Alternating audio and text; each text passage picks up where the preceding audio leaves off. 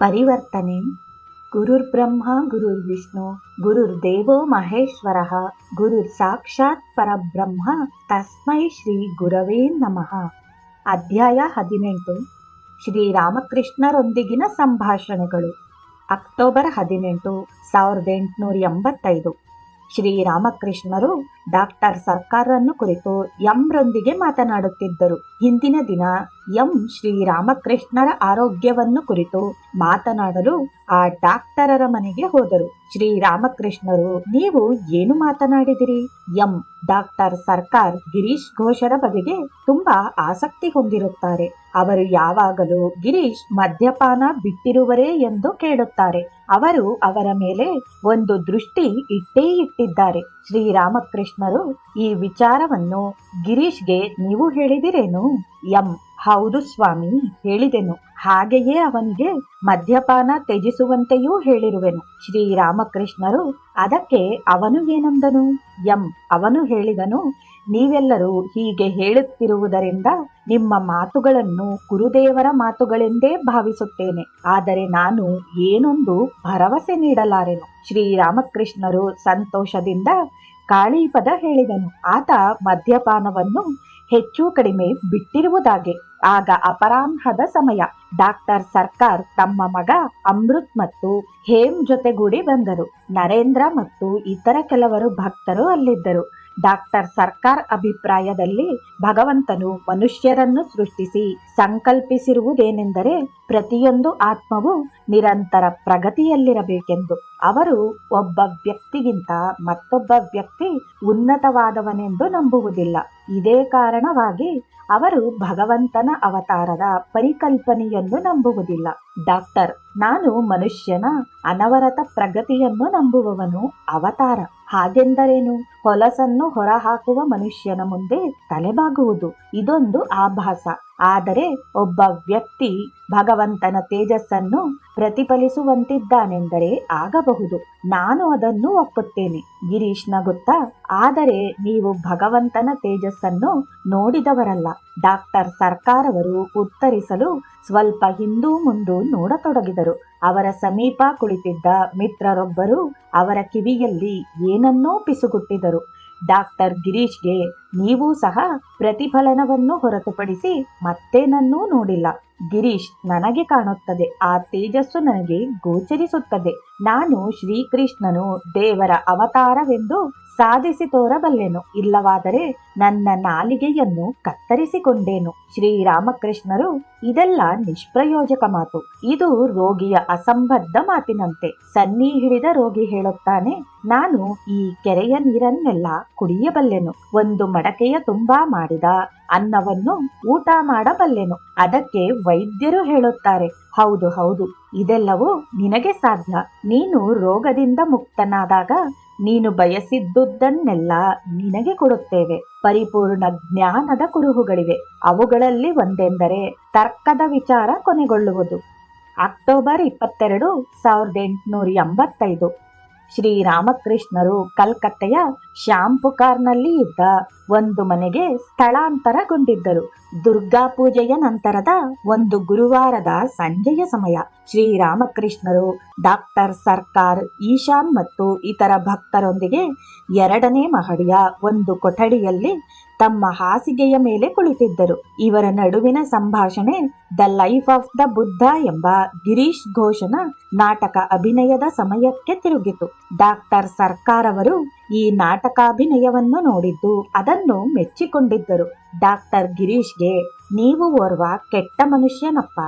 ನಾನು ಪ್ರತಿದಿನವೂ ರಂಗಮಂದಿರಕ್ಕೆ ಹೋಗಬೇಕೇನು? ಶ್ರೀರಾಮಕೃಷ್ಣರು ಎಂಗೆ, ಅವರು ಹೇಳಿದುದೇನು? ಅದನ್ನು ನಾನು ಸರಿಯಾಗಿ ಗ್ರಹಿಸಲಿಲ್ಲ.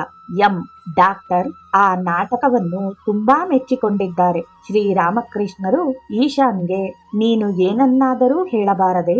ಡಾಕ್ಟರ್ ಕಡೆಗೆ ತೋರುತ್ತಾ, ದೇವರು ಮಾನವ ರೂಪದಲ್ಲಿ ಅವತರಿಸಬಲ್ಲ ಒಬ್ಬ ಸಂಗತಿಯನ್ನು ಇವರು ನಂಬುವುದಿಲ್ಲ. ಈಶಾನ, ನಾನೇನು ಹೇಳಲಿ ಸ್ವಾಮಿ? ನನಗೆ ವಾದವನ್ನು ಮುಂದುವರಿಸುವುದು ಇನ್ನು ಮುಂದೆ ಇಷ್ಟವಾಗುವುದಿಲ್ಲ. ಶ್ರೀರಾಮಕೃಷ್ಣರು ತೀಕ್ಷ್ಣವಾಗಿ, ಏಕೆ? ಸತ್ಯ ಸಂಗತಿಯನ್ನು ನೀನು ಹೇಳುವುದಿಲ್ಲವೇನು? ಈಶಾನ್ ಡಾಕ್ಟರ್ಗೆ, ನಮ್ಮಗಳ ಅಹಮ್ಮಿನಿಂದಾಗಿ ಅದರಲ್ಲಿ ನಮ್ಮ ನಂಬಿಕೆ ಆಳವಾದುದು ಎನಿಸುತ್ತಿಲ್ಲ. ಶ್ರೀರಾಮಕೃಷ್ಣರು ಡಾಕ್ಟರ್ಗೆ ದೇವರು ಶಾಂತ ರೂಪದ ಮಾನವನಾಗಿ ಕಾಣಿಸಿಕೊಳ್ಳಬಲ್ಲ ಮತ್ತು ಅದೇ ಸಮಯದಲ್ಲಿ ಬ್ರಹ್ಮಾಂಡವನ್ನು ಒಳಗೊಂಡ ವಿಶ್ವಾತ್ಮನೂ ಆಗಿರಬಲ್ಲನೆಂಬ ಸಂಗತಿಯನ್ನು ಅರ್ಥ ಮಾಡಿಕೊಳ್ಳುವುದು ಅತ್ಯಂತ ಕಷ್ಟದ ವಿಚಾರ. ಅವನು ಸರ್ವಶಕ್ತ ಮತ್ತು ಹಾಗೆಯೇ ಅವನು ಸಾಪೇಕ್ಷನೂ ಸಹ ಎಂಬುವು ಅವನ ಎರಡು ಮುಖಗಳು. ನಮ್ಮಲ್ಲಿರುವ ಅಲ್ಪಮತಿಯ ಸಹಾಯದಿಂದ ದೇವರು ಮಾನವ ರೂಪ ತಾಳುವುದಿಲ್ಲವೆಂದು ಹೇಗೆ ತಾನೇ ನಿಖರವಾಗಿ ಹೇಳಬಲ್ಲೆವು? ನಮಗಿರುವ ಪರಿಮಿತ ಬುದ್ಧಿಮತ್ತೆಯ ಸಹಾಯದಿಂದ ಇಂತಹ ಸಂಗತಿಗಳನ್ನು ಅರ್ಥ ಮಾಡಿಕೊಳ್ಳಲು ಸಾಧ್ಯವೇನು? 1 ಸೇರು ಹಾಲನ್ನು ತುಂಬಿಕೊಳ್ಳಬಲ್ಲ ಪಾತ್ರೆ 4 ಸೇರು ಹಾಲನ್ನು ಹಿಡಿಯಬಲ್ಲುದೇ? ಡಾಕ್ಟರ್: ನನಗೆ ಎಷ್ಟು ಅವಶ್ಯಕವಿದೆಯೋ ಅಷ್ಟನ್ನು ಒಪ್ಪಿಕೊಳ್ಳುತ್ತೇನೆ. ದೇವರ ಹುಡುಕಾಟ ನಡೆಸುವವನಿಗೆ ದೇವರು ತನ್ನ ನಿಜ ರೂಪವನ್ನು ತೋರುವುದಾದರೆ ಈ ಎಲ್ಲಾ ಸಮಸ್ಯೆಗಳು ಅಂತ್ಯಗೊಳ್ಳುತ್ತವೆ. ಆಗ ಯಾವುದೇ ರೀತಿಯ ಗೊಂದಲಗಳಿರುವುದಿಲ್ಲ. ರಾಮನು ದೇವರ ಅವತಾರವೆಂದು ನಾನು ಹೇಗೆ ಒಪ್ಪಿಕೊಳ್ಳಲಿ? ಉದಾಹರಣೆಗೆ, ಅವನು ವಾನರ ಮುಖ್ಯಸ್ಥನಾದ ವಾಲಿಯನ್ನು ಸಂಹರಿಸಿದ್ದನ್ನು ತೆಗೆದುಕೊಳ್ಳಿ. ಒಂದು ಮರದ ಹಿಂದೆ ಕಳ್ಳನಂತೆ ಅವಿತಿದ್ದು ವಾಲಿಯನ್ನು ಕೊಲೆ ಮಾಡಿದನು. ಹೀಗೆ ಮಾಡುವವನು ಮನುಷ್ಯನೇ ಹೊರತು ದೇವರಾದವನು ಮಾಡುವುದಿಲ್ಲ. ಗಿರೀಶ್: ಆದರೆ ಸರ್, ಹಾಗೆ ಮಾಡುವುದು ದೇವರಿಗಷ್ಟೇ ಸಾಧ್ಯ. ಡಾಕ್ಟರ್: ನಂತರ ಅವನು ಸೀತೆಯನ್ನು ಕಾಡಿಗೆ ಅಟ್ಟಿದ್ದುದನ್ನೇ ತೆಗೆದುಕೊಳ್ಳಿ. ಗಿರೀಶ್: ಅದೂ ಸಹ ಸರ್, ದೇವರಿಗಷ್ಟೇ ಮಾಡಲು ಸಾಧ್ಯ, ಮನುಷ್ಯನಿಂದಾಗದು. ಶ್ರೀರಾಮಕೃಷ್ಣರು ನಗುತ್ತಾ, ದೇವರು ಮನುಷ್ಯನಾಗಿ ಅವತಾರ ಮಾಡುತ್ತಾನೆಂದು ಅವರ ವಿಜ್ಞಾನ ಪುಸ್ತಕದಲ್ಲಿ ಬರೆದಿಲ್ಲ. ಹಾಗಿರುವಾಗ ಅವರು ಹೇಗಾದರೂ ನಂಬಲು ಸಾಧ್ಯ? ಈ ಕಥೆಯನ್ನು ಕೇಳಿ ಒಬ್ಬನು ತನ್ನ ಮಿತ್ರರಿಗೆ ಹೇಳಿದ, ನಾನು ಈಗಷ್ಟೇ ಒಂದು ಮನೆ ಕುಸಿದು ಶಬ್ದ ಮಾಡುತ್ತಾ ಬೀಳುವುದನ್ನು ಕಂಡೆನು. ಈ ಸಂಗತಿಯನ್ನು ಕೇಳಿಸಿಕೊಂಡ ಮಿತ್ರನು ಇಂಗ್ಲಿಷ್ ಶಿಕ್ಷಣವನ್ನು ಪಡೆದಿದ್ದವನು. ಅವನು ಹೇಳಿದನು, 1 ನಿಮಿಷ, ನೀನು ಹೇಳಿದ ಸುದ್ದಿ ವೃತ್ತಪತ್ರಿಕೆಯಲ್ಲಿದೆಯೋ ಹೇಗೆ ನೋಡುತ್ತೇನೆ. ಆಗ ಆತ ವೃತ್ತಪತ್ರಿಕೆಯನ್ನು ತಿರುವಿ ಹಾಕಿ ನೋಡಿದನು. ಆದರೆ ಅದರಲ್ಲೆಲ್ಲೂ ಮನೆ ಮುರಿದು ಬಿದ್ದ ಸುದ್ದಿ ಇರಲಿಲ್ಲ. ನಂತರ ಅವನು ತನ್ನ ಮಿತ್ರರಿಗೆ ಹೇಳಿದ, ಈಗ ನೋಡಿ, ನೀವು ಹೇಳುವುದನ್ನು ನಾನು ನಂಬುವುದಿಲ್ಲ. ಈ ಸುದ್ದಿ ವೃತ್ತಪತ್ರಿಕೆಯಲ್ಲಿಲ್ಲ. ಅಂದ ಮೇಲೆ ಅದು ಸುಳ್ಳು. ಎಲ್ಲರೂ ನಗುತ್ತಾರೆ. ಗಿರೀಶ್ ಡಾಕ್ಟರ್ಗೆ, ಶ್ರೀಕೃಷ್ಣನು ದೇವರೆಂದು ನೀವು ಒಪ್ಪಲೇಬೇಕು. ನೀವು ಅವನನ್ನು ಕೇವಲ ಮನುಷ್ಯನೆಂದು ಭಾವಿಸಲು ನಾನು ಅವಕಾಶ ಕೊಡಲಾರೆ. ಅವನನ್ನು ದೇವರೆಂದೋ ಅಥವಾ ರಾಕ್ಷಸನೆಂದೋ ನೀವು ಒಪ್ಪಲೇಬೇಕು. ಶ್ರೀರಾಮಕೃಷ್ಣರು ಮನುಷ್ಯ ದೋಷರಹಿತನು ಬದ್ಧನು ಆಗುವಲ್ಲಿಯವರೆಗೆ ದೇವರಲ್ಲಿ ನಂಬಿಕೆ ಇಟ್ಟುಕೊಳ್ಳಲಾರ. ಲೌಕಿಕದಲ್ಲಿ ಮುಳುಗಿರುವ ಮನಸ್ಸಿಗೆ ದೇವರು ದೂರವೇ. ಲೌಕಿಕ ಬುದ್ಧಿಶಕ್ತಿ ಹಲವು ತೆರನ ಅನುಮಾನಗಳನ್ನು ಮತ್ತು ಅಹಂಕಾರಗಳನ್ನು ಹುಟ್ಟುಹಾಕುತ್ತದೆ. ವಿದ್ಯೆ, ಹಣ, ಅಂತಸ್ತು ಮುಂತಾದ ಪರಿಮಿತಿಗಳನ್ನು ಡಾಕ್ಟರರ ಕಡೆ ಬೆರಳು ಮಾಡುತ್ತಾ, ಆದರೆ ಇವರು ಸುಬುದ್ಧಿಯುಳ್ಳವರು. ಗಿರೀಶ್ ಡಾಕ್ಟರ್ಗೆ ನಗುತ್ತಾ, ಈಗಾಗಲೇ ನೀವು ಇಲ್ಲಿ 3-4 ಗಂಟೆಗಳನ್ನು ಕಳೆದಿರುವಿರಿ. ನಿಮ್ಮ ರೋಗಿಗಳ ಗತಿ ಏನು? ಡಾಕ್ಟರ್: ಓ ರೋಗಿಗಳು, ನನ್ನ ವೈದ್ಯ ವೃತ್ತಿ ನಿಮ್ಮ ಈ ಪರಮಹಂಸರಿಂದಾಗಿ ನಾನು ಎಲ್ಲದನ್ನೂ ಕಳೆದುಕೊಳ್ಳಬೇಕಾಗಿದೆ. ಎಲ್ಲರೂ ನಗುತ್ತಾರೆ. ಅಕ್ಟೋಬರ್ 23, 1885. ಆಗ ಸಂಜೆಯ ಸಮಯ. ಶ್ರೀರಾಮಕೃಷ್ಣರು ತಮ್ಮ ಹಾಸಿಗೆಯ ಮೇಲೆ ಕುಳಿತುಕೊಂಡು ಜಗನ್ಮಾತೆಯ ಧ್ಯಾನದಲ್ಲಿ ಮುಳುಗಿ ಆಕೆಯ ಪವಿತ್ರ ನಾಮಾವಳಿಯನ್ನು ಜಪಿಸುತ್ತಾರೆ. ಅವರ ಭಕ್ತರೆಲ್ಲರೂ ಮೌನವಾಗಿ ಸಮೀಪವೇ ಕುಳಿತಿದ್ದಾರೆ. ಲಾಟು, ಶಶಿ, ಶರತ್, ಬಾಲಕ ನರೇಂದ್ರ, ಪಲ್ಟು, ಭೂಪತಿ, ಗಿರೀಶ್ ಮುಂತಾದವರು ಅಲ್ಲಿಯೇ ಇದ್ದಾರೆ. ದ ಸ್ಟಾರ್ ರಂಗ ಮಂದಿರದ ರಾಮರತನ್ ಶ್ರೀರಾಮಕೃಷ್ಣರನ್ನು ತಮ್ಮ ಗಾಯನದಿಂದ ಸಂತೋಷಪಡಿಸಲೆಂದು ಗಿರೀಶ್ನೊಂದಿಗೆ ಬಂದರು. ಕೆಲವು ನಿಮಿಷಗಳ ತರುವಾಯ ಅಲ್ಲಿಗೆ ಡಾಕ್ಟರ್ ಸರ್ಕಾರ್ ಸಹ ಬಂದರು. ಡಾಕ್ಟರ್ ಶ್ರೀರಾಮಕೃಷ್ಣರಿಗೆ, ನಿನ್ನೆ ರಾತ್ರಿ 3 ಗಂಟೆಯ ಸಮಯದಲ್ಲಿ ನಿಮ್ಮನ್ನು ನೆನೆದು ಬಹಳವೇ ಚಿಂತೆಗೊಳಗಾದೆನು. ಹೊರಗೆ ಮಳೆ ಬರುತ್ತಿತ್ತು. ನನಗೆ ನಾನೇ ನಿಮ್ಮ ಕೊಠಡಿಯ ಬಾಗಿಲು ಮತ್ತು ಕಿಟಕಿಗಳು ಮುಚ್ಚಿವೆಯೋ ಇಲ್ಲವೋ ಎಂದುಕೊಂಡೆನು. ನಿಜವಾಗಿಯೂ ಶ್ರೀರಾಮಕೃಷ್ಣರು ಕೇಳಿದರು. ಡಾಕ್ಟರು ತಮ್ಮ ಮೇಲೆ ಇಟ್ಟಿರುವ ಪ್ರೀತಿ ಮತ್ತು ಕಾಳಜಿಯನ್ನು ಕೇಳಿ ತಿಳಿದು ಹರ್ಷಿತರಾದರು. ಗಿರೀಶ್ ಭಕ್ತರನ್ನುದ್ದೇಶಿಸಿ ಪಂಡಿತ ಶಶಿಧರ್ ಅವರು ಶ್ರೀರಾಮಕೃಷ್ಣರಿಗೆ ಹೇಳಿದರು, ನೀವು ಸಮಾಧಿಯಲ್ಲಿ ಮುಳುಗಿರುವಾಗ ನಿಮ್ಮ ಮನಸ್ಸನ್ನು ನಿಮ್ಮ ದೇಹದ ಮೇಲೆ ಕೇಂದ್ರೀಕರಿಸಿ. ಅದು ನಿಮ್ಮ ರೋಗವನ್ನು ಗುಣಪಡಿಸುತ್ತದೆ. ಮತ್ತು ಇವರು ಶ್ರೀರಾಮಕೃಷ್ಣರು ಒಂದು ದರ್ಶನದಲ್ಲಿ ದೇಹವನ್ನು ಕೇವಲ ಒಂದು ಮಾಂಸ ಮೂಳೆಗಳ ಹಂದರವಾಗಿ ಕಂಡಿದ್ದಾರೆ. ಶ್ರೀರಾಮಕೃಷ್ಣರು ಒಮ್ಮೆ ಬಹಳ ಹಿಂದೆ ನಾನು ಗಂಭೀರವಾದ ಕಾಯಿಲೆಗೆ ತುತ್ತಾಗಿದ್ದೇನೆ. ನಾನು ಕಾಳಿಯ ದೇವಳದಲ್ಲಿ ಕುಳಿತಿದ್ದೆನು. ನನ್ನ ರೋಗವನ್ನು ದೂರ ಮಾಡುವಂತೆ ಜಗನ್ಮಾತೆಯನ್ನು ಪ್ರಾರ್ಥಿಸಬೇಕೆನಿಸಿತು. ಆದರೆ ನೇರವಾಗಿ ನನ್ನ ಹೆಸರಿನಲ್ಲಿ ಅದನ್ನು ಮಾಡದಾದೆನು. ನಾನು ಆಕೆಗೆ ಹೇಳಿದೆ, ತಾಯಿ, ನನ್ನ ಕಾಯಿಲೆಯ ಬಗೆಗೆ ನಿನಗೆ ಭಿನ್ನವಿಸಿಕೊಳ್ಳುವಂತೆ ಹೃದಯ ಹೇಳುತ್ತಿದ್ದಾನೆ. ಇದಕ್ಕಿಂತ ಮುಂದೆ ನಾನೇನನ್ನು ಮಾಡದಾದೆನು. ಆ ಕ್ಷಣದಲ್ಲಿ ಏಷಿಯಾಟಿಕ್ ಸೊಸೈಟಿಯ ವಸ್ತು ಸಂಗ್ರಹಾಲಯದ ಚಿತ್ರ ನನ್ನ ಕಣ್ಣ ಮುಂದೆ ಮಿಂಚಿನಂತೆ ಹೊಳೆದು ಅದರೊಳಗೆ ತಂತಿಗಳಿಂದ ಬಿಗಿದು ಕಟ್ಟಿ ನಿಲ್ಲಿಸಿದ್ದ ಅಸ್ಥಿಪಂಜರ ಕಾಣಿಸಿಕೊಂಡಿತು. ನಾನು ಆಕೆಗೆ ಹೇಳಿದೆ, ದಯವಿಟ್ಟು ನನ್ನ ಶರೀರದ ತಂತಿಯನ್ನು ಬಿಗಿ ಮಾಡು. ಅದರಿಂದ ನಾನು ನಿನ್ನ ಕೀರ್ತಿ ಮತ್ತು ಮಹಿಮೆಗಳನ್ನು ಹಾಡಿ ಹೊಗಳಲು ಅನುಕೂಲವಾಗುತ್ತದೆ. ಅತೀಂದ್ರಿಯ ಶಕ್ತಿಗಳಿಗಾಗಿ ನಾನು ಆಕೆಯನ್ನು ಕೇಳುವುದು ಎಂದಿಗೂ ಸಾಧ್ಯವಾಗದು. ರಾಮ್ ರತನ್ ಹಾಡುವುದಕ್ಕೆ ಆರಂಭಿಸಿದರು. ನೋಡು, ನನ್ನ ವೀಣೆ ನನ್ನ ಪ್ರೀತಿಯ ವಾದ್ಯ, ಮಧುರಾತಿ ಮಧುರ ಸ್ವರದ ವಾದ್ಯ. ಬೆರಳುಗಳ ಮೃದು ಸ್ಪರ್ಶ ನಿನ್ನ ತಂತಿಗಳ ಮೇಲೆ ಹರಿದರಾಯಿತು. ಅವು ಎಚ್ಚರಗೊಂಡು ಹರಿಸುತ್ತವೆ. ಸುಮಧುರವಾದ ಲಹರಿ ಹದವಾಗಿ ಶ್ರುತಿ ಮಾಡಿದರಾಯಿತು. 100 ಝರಿಗಳ ನಾದಲಹರಿ ಹರಿದು ಹೊರಹೊಮ್ಮಿ ನಲಿದೋಡುವವು. ಆದರೇನು, ಸಡಿಲಗೊಂಡ ತಂತಿಗಳ ಸ್ವರ ಅಪಸ್ವರ ಬಿಗಿಯಾಗಿ, ಬಿಗಿ ಮಾಡೇ ತುಂಡಾಗಿ ಸ್ವರ ಸ್ತಬ್ಧ. ಡಾಕ್ಟರ್ ಗಿರೀಶ್ಗೆ ಇದು ಮೂಲ ಹಾಡೇನು? ಗಿರೀಶ್, ಇಲ್ಲ, ಇದು ಎಡ್ವಿನ್ ಅರ್ನಾಲ್ಡ್ರ ಪದ್ಯದ ಆಧಾರಿತ. ರಾಮ್ ರತನ್ ನಂತರ the life of the Buddha ನಾಟಕದಿಂದ ಹಾಡತೊಡಗಿದರು. ನಾವು ವಿಶ್ರಾಂತಿಗಾಗಿ ಹಂಬಲಿಸುತ್ತೇವೆ, ಆದರದು ದಕ್ಕುವಂತಹದ್ದಲ್ಲ. ನಾವು ಎಲ್ಲಿಂದ ಬಂದವರೆಂದು ಮತ್ತೆಲ್ಲಿಗೆ ಹೋಗುವೆವು, ನಾವು ಹೋಗುತ್ತಿರುವುದೆಲ್ಲಿಗೆ ಎಂದು ತಿಳಿದು ವೃಥ ಹೋರಾಡುತ್ತೇವೆ. ಮತ್ತು ಈ ಅರ್ಥಹೀನ ಆಟದಲ್ಲಿ ನಾವು ಏಕಾದರೂ ಭಾಗಿಗಳು. ನಾವು ನಿದ್ರಿಸುತ್ತೇವೆ, ಆದರೂ ಯಾವುದೋ ಮೋಹಮಂತ್ರಕ್ಕೊಳಗಾಗದಂತೆ ಎಚ್ಚರ. ಬೆಳಕಿನ ಹೃದಯವನ್ನು ಕತ್ತಲು ಭೇದಿಸುವುದೇನು? ಅವಿರತ ಬೀಸುತ್ತಲೇ ಇರುವ ವಾಯುವಿನಂತೆ ಜೀವನವು ನಿರಂತರ ಚಲನೆಯೇ. ನಾವು ಯಾರೆಂದು ನಮಗೇ ತಿಳಿದಿಲ್ಲ. ಎಲ್ಲಿಂದ ಬಂದವರೆಂದೂ ಅರಿಯವು, ಏಕೆ ಬಂದವರೆಂದೂ ಅರಿಯವು, ಯಾವ ದಿಕ್ಕು ಹಿಡಿದಿದ್ದೇವೆ ಎಂಬುದೂ ಅಷ್ಟೇ. ಎಲ್ಲಾ ಕಡೆಯಿಂದಲೂ ಕಷ್ಟಗಳ ಕೂರ್ದಸಿಗಳ ಚುಚ್ಚು. ಹೀಗೆಯೇ ನಮ್ಮ ತೇಲಾಟ. ಒಮ್ಮೆ ನಗು, ನಂತರ ಕಣ್ಣೀರಲ್ಲಿ ಮುಳುಗುವುದು. ಈ ಕ್ಷಣದಲ್ಲಿ ಇವರೆಲ್ಲರ ಇರುವಿಕೆ ಮರುಕ್ಷಣವೇ ಇಲ್ಲದಂತೆ ಮಾಯ. ನಾವು ಏಕಾದರೂ ಬಂದೆವು ಎಂಬುದು ಅರಿಯದು. ಏಕಾದರೂ ನಮ್ಮೀ ಕೆಲಸಗಳು ಜನ್ಮಾಂತರಗಳಲ್ಲಿ ಬದುಕಿ ಬಂದದ್ದು ಸಾರ್ಥಕವೇ ತಿಳಿಯದು. ನದಿಯ ನೀರು ನಿರಂತರ ಹರಿದೋಡುವಂತೆ ವಿಶ್ರಾಂತಿಯುಂಟೆ ನಮಗೆ? ಹೀಗೆಯೇ ಎಂದೆಂದಿಗೂ ನಾವು ನೀರಾಗಿ ಹರಿಯುವುದಷ್ಟೇ. ನಮ್ಮಿ ಆಲಸಿಕೆ ನಿದ್ರೆಯನ್ನು ಬಡಿದೋಡಿಸು. ಓ ಎಚ್ಚರವಿರುವವನೇ, ಇನ್ನೆಷ್ಟು ಕಾಲ ನಾವೀ ನಿಷ್ಫಲ ನಿದ್ರೆಯಲ್ಲಿ ಮುಳುಗಿರುವುದು? ನೀನು ನಿಜಕ್ಕೂ ಸದಾ ಜಾಗೃತನೇ. ಹಾಗಿದ್ದರೆ ಈ ಬಗೆಯ ನಿದ್ರೆ ಸಾಕು.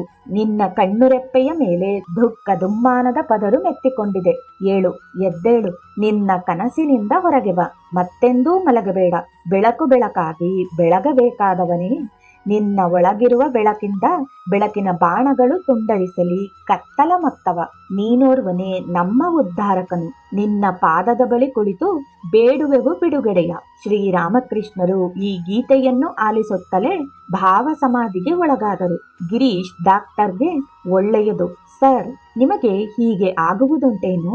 ಅಂದರೆ ನಿಮಗೆ ಇಲ್ಲಿಗೆ ಬರಬೇಕೆಂಬ ಬಯಕೆಯಿಲ್ಲದೆ ಇದ್ದರೂ ಅದ್ಯಾವುದೋ ಅಗೋಚರ ಶಕ್ತಿ ನಿಮ್ಮನ್ನು ಇಲ್ಲಿಗೆ ಬರಮಾಡಿಕೊಳ್ಳುತ್ತದೆಂದು. ನನಗೆ ಮಾತ್ರ ಅದೇ ಅನುಭವ. ಆದ್ದರಿಂದಲೇ ನಿಮಗೂ ಹಾಗಾಗಬಹುದೆಂದು ಕೇಳುತ್ತಿರುವೆನು. ಡಾಕ್ಟರ್, ಹಾಗೆ ನನಗೆ ಅನುಭವವಾಗುತ್ತದೋ ಇಲ್ಲವೋ ತಿಳಿಯದು. ಆದರೆ ಹೃದಯಕ್ಕಷ್ಟೇ ಹೃದಯದ ಸಂವೇದನೆಗಳು ಅನುಭವಕ್ಕೆ ಬರಬಹುದು. ಇದರ ಜೊತೆಗೆ ಈ ವಿಚಾರವಾಗಿ ಹೆಚ್ಚು ಮಾತನಾಡುವುದರಿಂದ ಪ್ರಯೋಜನವೇನೂ ಇಲ್ಲ. ಅಕ್ಟೋಬರ್ 26, 1885. ಎರಡನೆಯ ಅಂತಸ್ತಿನಲ್ಲಿದ್ದ ಶ್ರೀರಾಮಕೃಷ್ಣರ ಕೊಠಡಿಗೆ ಡಾಕ್ಟರ್ ಮತ್ತು ಎಂ ಕಾಲಿಟ್ಟಾಗ ಮಧ್ಯಾಹ್ನ ಸುಮಾರು 1 ಗಂಟೆಯ ಸಮಯವಿರಬಹುದು. ಶ್ರೀರಾಮಕೃಷ್ಣರು ಕುಳಿತಿದ್ದರು. ಎಂದಿನಂತೆ ಮಂದಸ್ಮಿತರಾಗಿ. ತಮ್ಮ ಮಾರಣಾಂತಿಕ ರೋಗವು ತಮ್ಮನ್ನು ನಿಧಾನವಾಗಿ ಭಕ್ಷಿಸುತ್ತಿದೆ ಎಂಬ ಅರಿವು ಅವರಿಗೆ ಕಿಂಚಿತ್ತೂ ಇಲ್ಲದಂತೆ. ಅಲ್ಲಿದ್ದ ಹಲವರು ಭಕ್ತರ ನಡುವೆ ಗಿರೀಶ್, ಬಾಲಕ ನರೇನ್ ಮತ್ತು ಶರತ್ ಇದ್ದರು. ಶ್ರೀರಾಮಕೃಷ್ಣರು ಮಧುರ್ ಬಾಬುಗೆ, ನಾನು ಒಮ್ಮೆ ಹೇಳಿದೆನು, ಸಿರಿವಂತರಾದ ನೀವು ನನಗೆ ಗೌರವ ತೋರಿಸುತ್ತೀರೆಂದು ಭಾವಿಸಿ ನಾನು ನನ್ನ ಅಪೇಕ್ಷಿತ ಗುರಿಯನ್ನು ಮುಟ್ಟಿದ್ದೇನೆಂದು ತಿಳಿಯಬಾರದು. ನೀವು ನಾನು ಹೇಳಿದಂತೆ ಕೇಳುವಿರೋ ಅಥವಾ ನನಗೆ ವಿಧೇಯರಾಗಿರುವವರೋ ಇಲ್ಲವೋ ಎಂಬುದು ಮುಖ್ಯವಾಗುವುದೇ ಇಲ್ಲ. ಹೌದು, ಕೇವಲ ಒಬ್ಬ ಮನುಷ್ಯ ಏನನ್ನೂ ಸಾಧಿಸಲಾರನು. ದೇವರಷ್ಟೇ ಒಬ್ಬ ವ್ಯಕ್ತಿ ಮತ್ತೊಬ್ಬನಿಗೆ ವಿಧೇಯನಾಗಿರುವಂತೆ ಮಾಡಬಲ್ಲವನು. ದೇವರ ಶಕ್ತಿಯ ಮುಂದೆ ಮನುಷ್ಯ ಒಂದು ಒಣ ಹುಲ್ಲು ಗರಿಕೆ ಅಥವಾ ಧೂಳಿನ ಕಣ. ದೇವರ ಶಕ್ತಿಯ ಮುಂದೆ ಮನುಷ್ಯ ಒಂದು ಒಣ ಹುಲ್ಲು ಗರಿಕೆ ಅಥವಾ ಧೂಳಿನ ಕಣ. ಡಾಕ್ಟರ್, ಓರ್ವ ಬೆಸ್ತನು ನಿಮಗೆ ವಿಧೇಯನಾದನೆಂದು ತಿಳಿದು ನಾನು ನಿಮಗೆ ವಿಧೇಯನಾಗಿರಬೇಕೆಂದು ಭಾವಿಸುತ್ತೀರೋ? ನಿಸ್ಸಂಶಯವಾಗಿ ನಾನು ನಿಮಗೆ ಗೌರವ ತೋರುತ್ತೇನೆ, ಅಂದರೆ ಒಬ್ಬ ಮನುಷ್ಯನಿಗೆ ತೋರುವ ಗೌರವವನ್ನು. ಶ್ರೀರಾಮಕೃಷ್ಣರು, ನೀವು ನನಗೆ ಗೌರವ ತೋರಬೇಕೆಂದು ನಾನು ಭಾವಿಸುತ್ತೇನೆಯೇ? ಗಿರೀಶ್, ಅವರು ಗೌರವ ತೋರಬೇಕೆಂದು ನಿಮ್ಮನ್ನು ಕೇಳುತ್ತಾರೇನು?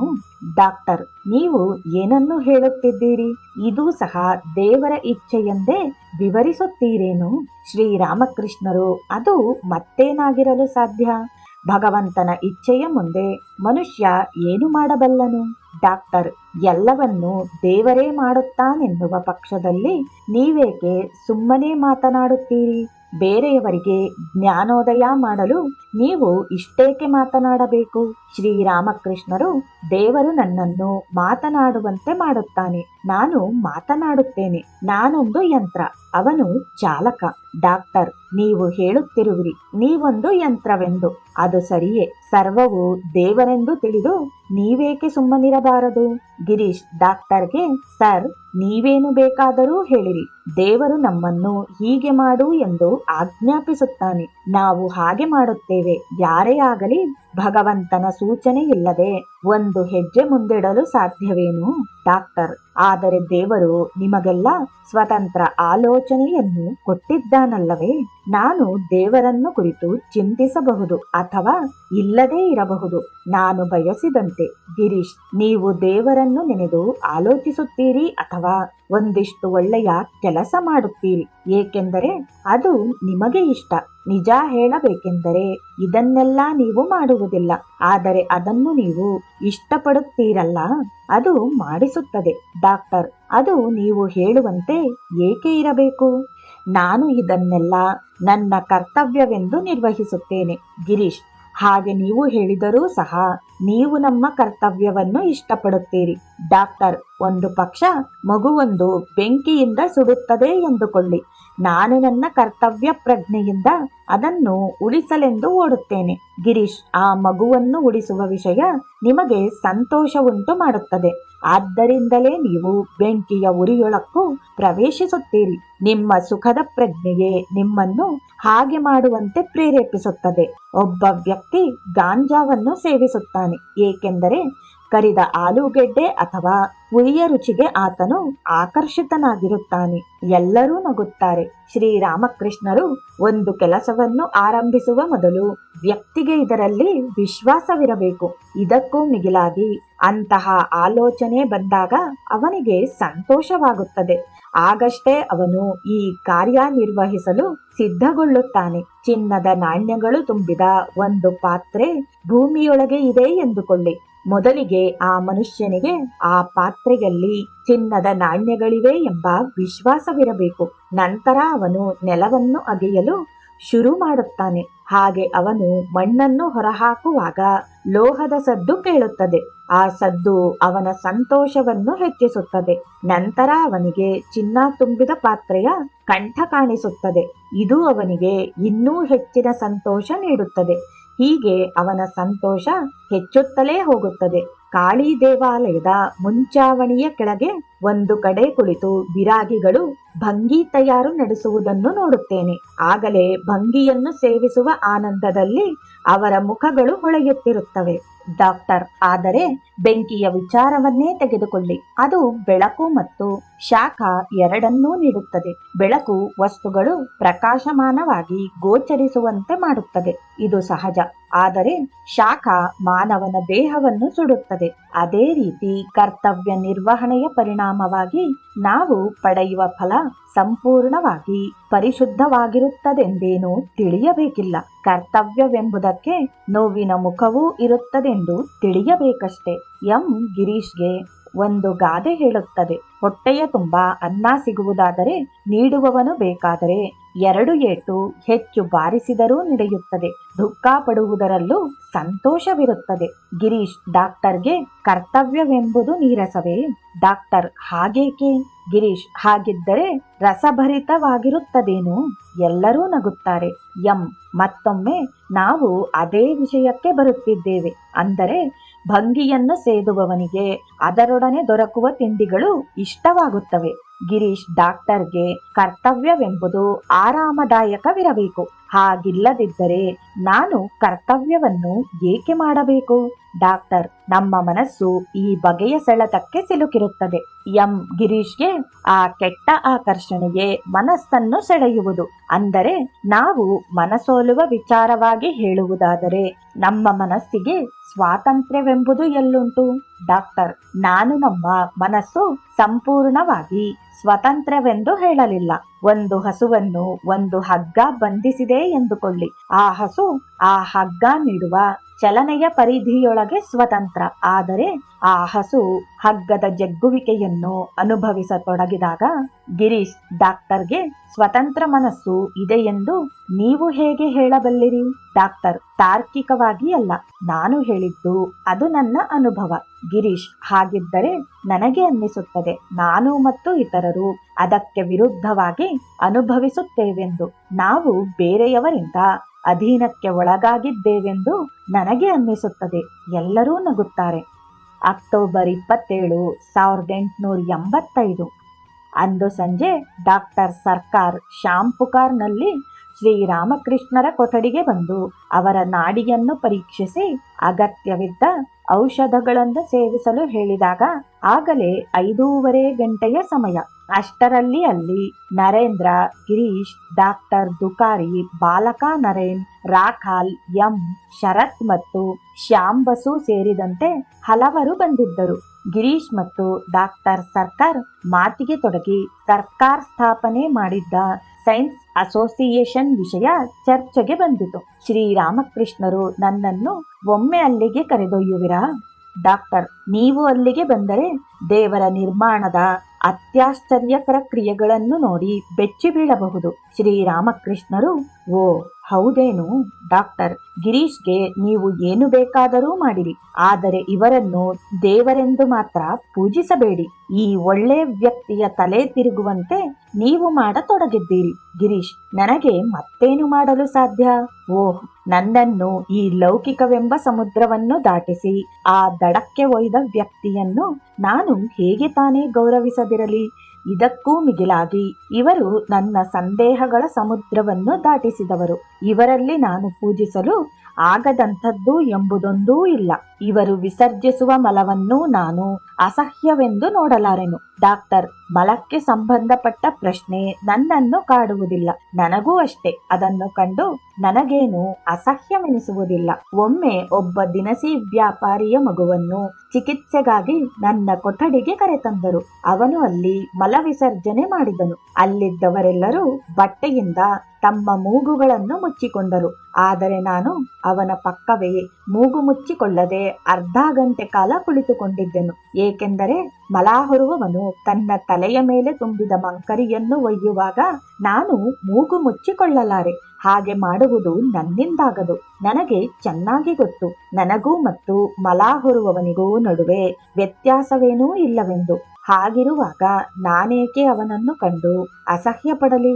ಹಾಗಿರುವಾಗ ಇವರ ಪಾದಧೂಳಿಯನ್ನು ನಾನು ಸ್ವೀಕರಿಸಲಾರೆನು. ಶ್ರೀರಾಮಕೃಷ್ಣರಿಗೆ ಡಾಕ್ಟರರು ವಂದಿಸಿದರು ಮತ್ತು ಅವರು ತಮ್ಮ ಹಣೆಯನ್ನು ಅವರ ಪಾದಗಳ ಮೇಲೆ ಇಟ್ಟರು. ಗಿರೀಶ್, ಓಹ್, ಇಲ್ಲಿ ದೇವತೆಗಳು ಹೇಳುತ್ತಿದ್ದಾರೆ. ಈ ಕ್ಷಣ ಅತ್ಯಂತ ಶುಭ ವೇಳೆಯಲ್ಲಿ ಪವಿತ್ರ ಸಮಯ. ಡಾಕ್ಟರ್ ಒಬ್ಬ ವ್ಯಕ್ತಿಯ ಪಾದಧೂಳಿಯನ್ನು ಸ್ವೀಕರಿಸುವುದರಲ್ಲೇನು ಆಶ್ಚರ್ಯಪಡುವಂಥದ್ದು? ನಾನು ಬೇಕಾದರೆ ಎಲ್ಲರ ಪಾದಧೂಳಿಯನ್ನೂ ತೆಗೆದುಕೊಳ್ಳುತ್ತೇನೆ. ಅಲ್ಲಿ ನಿಮ್ಮ ಪಾದಗಳನ್ನು ನೀಡಿ ನಮಸ್ಕರಿಸುತ್ತೇನೆ. ಡಾಕ್ಟರ್ ಅಲ್ಲಿದ್ದ ಎಲ್ಲಾ ಭಕ್ತರ ಪಾದಗಳಿಗೂ ವಂದಿಸಿದರು. ನರೇಂದ್ರ ಡಾಕ್ಟರ್ಗೆ ಶ್ರೀರಾಮಕೃಷ್ಣರನ್ನು ಕುರಿತು, ಅವರನ್ನು ನಾವು ದೇವರ ಸಮಾನರೆಂದು ಭಾವಿಸಿರುತ್ತೇವೆ. ಸ್ವಾಮಿ, ಅದು ಹೇಗೆಂದು ನೀವು ತಿಳಿದಿದ್ದೀರೇನು?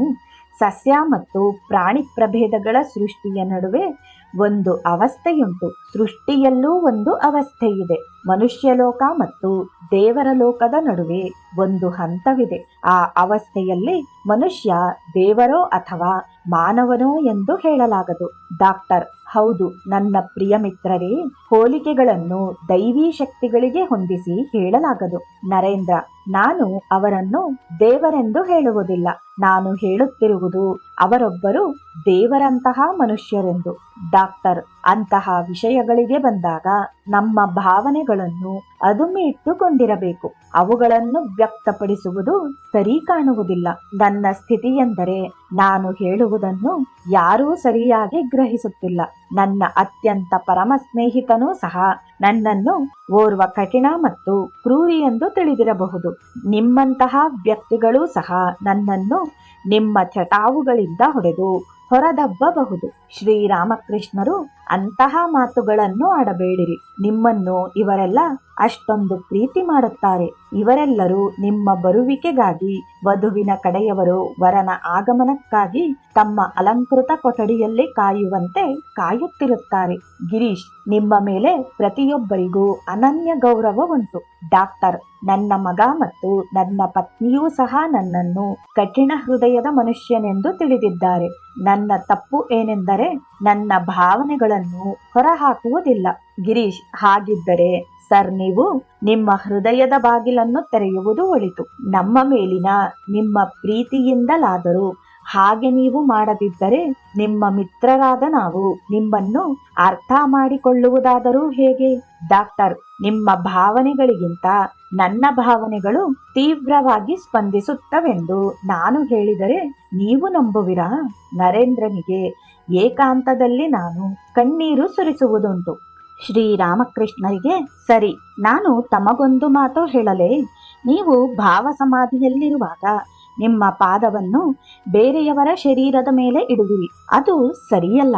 ಶ್ರೀರಾಮಕೃಷ್ಣರು, ಅಂತಹ ಸಮಯಗಳಲ್ಲಿ ನಾನು ತಿಳಿದು ಹಾಗೆ ಮಾಡುತ್ತೇನೆಂದು ನೀವು ಅಂದುಕೊಂಡಿದ್ದೀರಾ?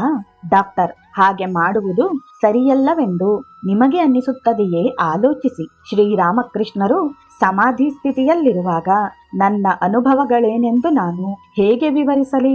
ಸಮಾಧಿಯಿಂದ ಹೊರಬಂದಾಗ ಎಷ್ಟೋ ಬಾರಿ ನಾನು ಅಂದುಕೊಂಡಿದ್ದೇನೆ, ನನ್ನ ರೋಗವು ಆ ಸಮಾಧಿಯಿಂದಲೇ ಬಂದುದು ಎಂದು. ವಿಷಯವೆಂದರೆ ದೇವರ ನೆನಪು ನನ್ನನ್ನು ಹುಚ್ಚನನ್ನಾಗಿ ಮಾಡಿಬಿಡುತ್ತದೆ. ನನ್ನ ಈ ದೈವಿ ಉನ್ಮಾದದ ಫಲವೇ ಇದೆಲ್ಲ. ಇದಕ್ಕೆ ನಾನೇನು ಮಾಡಲಿ? ಡಾಕ್ಟರ್, ನೋಡಿ, ಅವರೀಗ ನನ್ನ ಆಲೋಚನೆಯನ್ನು ಒಪ್ಪುತ್ತಿದ್ದಾರೆ.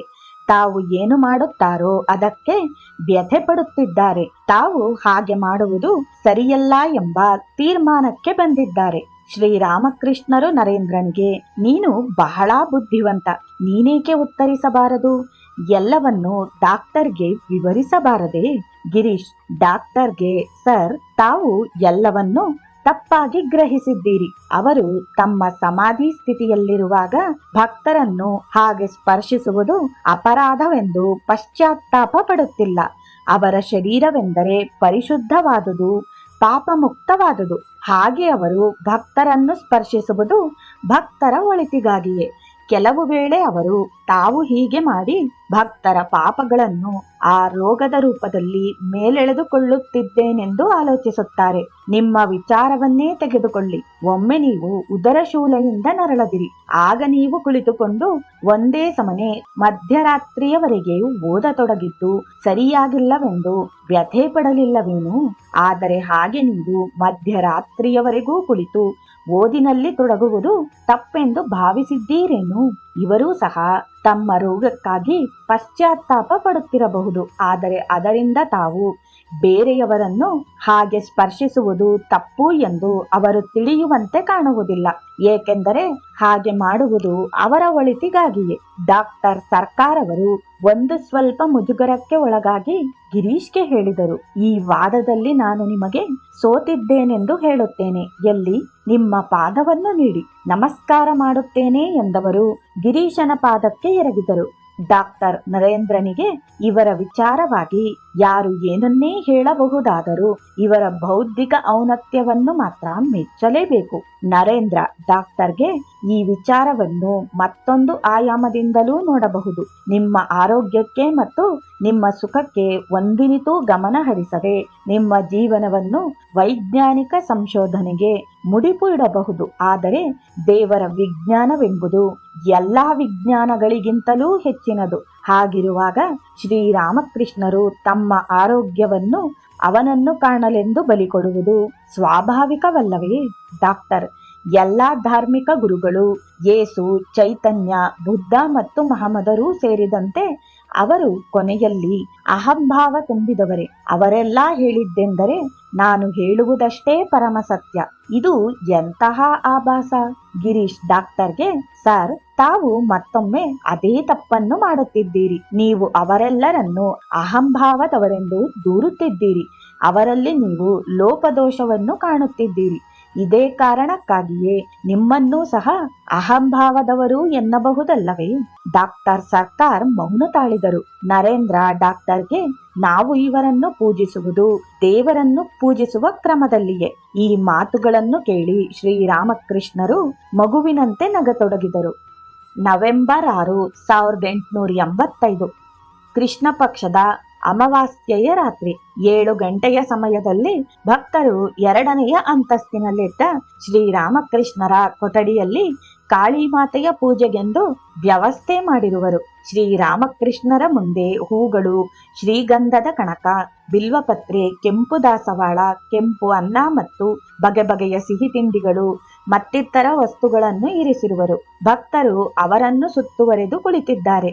ಅವರ ನಡುವೆ ಶರತ್, ಶಶಿ, ರಾಮ್, ಗಿರೀಶ್, ಚುನ್ನಿಲಾಲ್, ಎಂ, ರಾಖಾಲ್, ನಿರಂಜನ್ ಮತ್ತು ಬಾಲಕ ನರೇನ್ ಇದ್ದಾರೆ. ಶ್ರೀರಾಮಕೃಷ್ಣರು ಒಬ್ಬರು ಭಕ್ತರನ್ನು ನೋಡಿ ಒಂದಿಷ್ಟು ಧೂಪವನ್ನು ತರುವಂತೆ ಹೇಳುತ್ತಾರೆ. 1-2 ನಿಮಿಷಗಳ ತರುವಾಯ ಅವರು ಈ ಎಲ್ಲಾ ವಸ್ತುಗಳನ್ನು ಜಗನ್ಮಾತೆಗೆ ಅರ್ಪಣೆ ಮಾಡುತ್ತಾರೆ.